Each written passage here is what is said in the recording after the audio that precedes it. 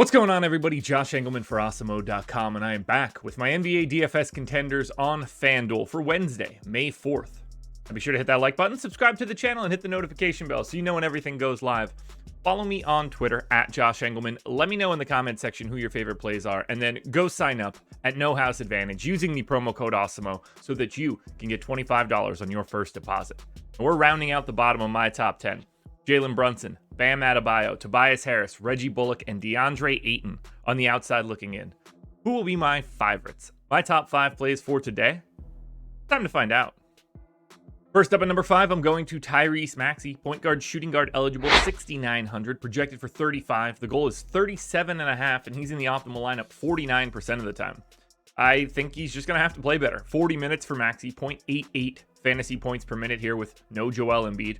24% usage, 22 points, 4 boards, 4 assists, a stock and a half.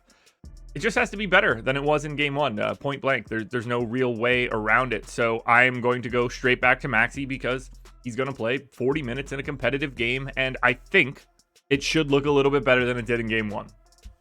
At number 4, we're going back to B-Ball Paul Reed, power forward center eligible, up to 4,900 now, projected for 26. The goal is 27.5. He's in the optimal lineup 50% of the time.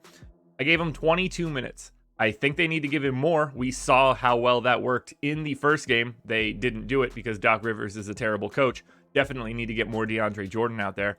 But even in 22 minutes, I think Paul Reed looks fantastic. 18% usage, 8.5 points, 7 boards, an assist, and 2.7 stocks. This guy puts up big time defensive stats.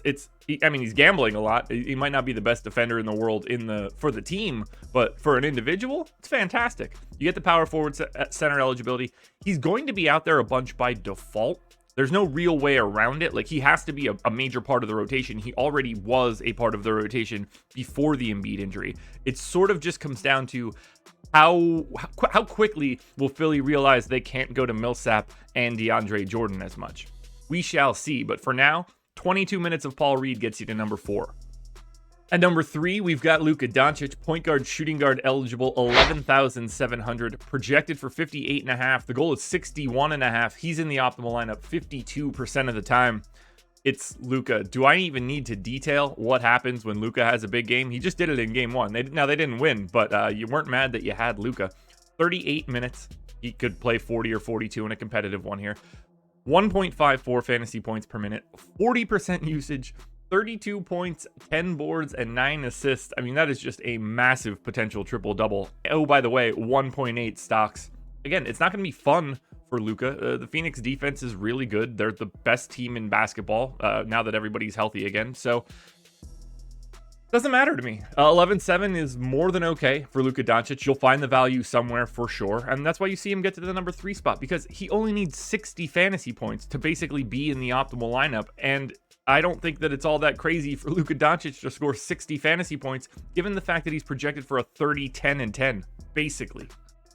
At number 2, we go to Miami for Tyler Hero, shooting guard, small forward eligible, projected for 32. The goal is 33. He's in the optimal lineup 53% of the time. 6K, by the way.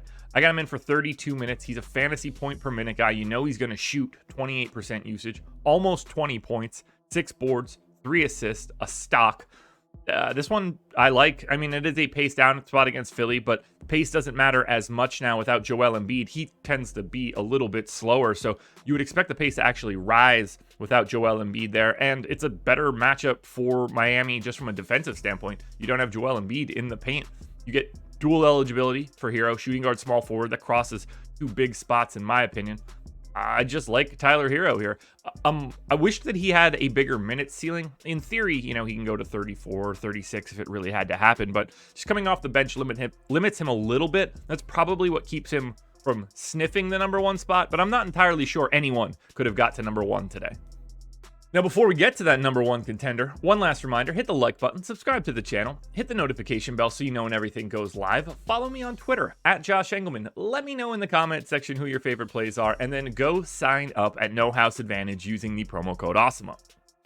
Your number 1 contender for today is James Harden. He's shooting guard, small forward eligible, so same as Hero, just 9K. Again, reminder, no Joel Embiid.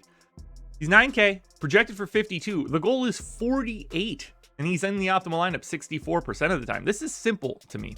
40 minutes, 1.3 fantasy points per minute, 34% usage, 26 points, 10 boards, and 7 rebounds, plus 2 stocks. Why is he still 9K? We know what's going on now. There's no surprises any longer. This one is super simple. Again, if James Harden goes for 50 fantasy points, 50, he's in your optimal lineup today. It's that simple. And you can put him at shooting guard or small forward, so there's flexibility there as well. Don't overthink this one today, guys. I don't see anything that would really change here unless Joel Embiid got ruled in. James Harden is your #1 contender on FanDuel. Alrighty, folks, that will do it. Those are my NBA DFS contenders on FanDuel for Wednesday, May 4th. I don't watch Star Wars, so I'm not doing that joke. There's a DraftKings video around here somewhere, so check it out. Good luck tonight, everybody. Win some money. We're not back again tomorrow morning with another edition of Contenders because there are no basketball games tomorrow. I will see you guys Friday morning.